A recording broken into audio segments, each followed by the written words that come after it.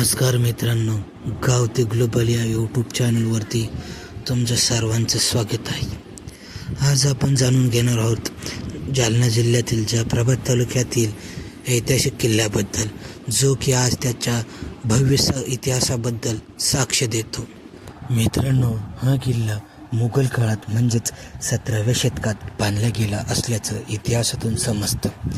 जाफराबाद शहराचं नाव जफर खान या मुघल सरदारावरून पडलं असल्याचं समजतं. मुघल बादशाह औरंगजेब जफर खानाला ही जागा जहांगीर म्हणून देतो आणि त्यानंतर या भागात या किल्ल्याची उभारणी केली जाते. 1630च्या सुमारास मुघल बादशाह शहाजहान यांच्या आदेशावरून मुस्तफा खान या किल्ल्याच्या संबंधित पाण्याची टाकी बांधल्याचे सांगतो. नंतर 1664मध्ये औरंगजेबाच्या काळात किल्ल्याच्या मस्जिदीमधील जे काम बाकी होतं ते काम रेजादत खान यांनी केल्याचा उल्लेख इथे आढळतो. यावरून स्पष्ट होतं की जाफराबाद किल्ला मुघल सत्तेचा एक महत्त्वाचा संरक्षण किल्ला होता. हा किल्ला पूर्णा नदीच्या काठावर असल्यामुळे लष्करी आणि व्यापारी दृष्टिकोनातून महत्त्वाचा होता.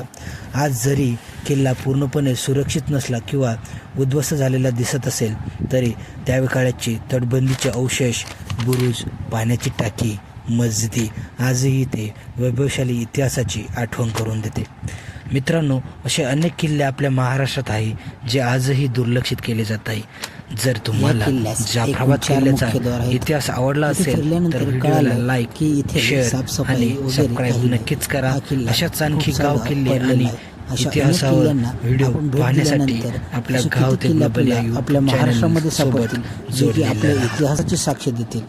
त्यामुळे कमेंट सेक्शनला नक्कीच कळवा की जाफराबाद किल्ल्याबद्दल तुम्हाला माहिती होती का.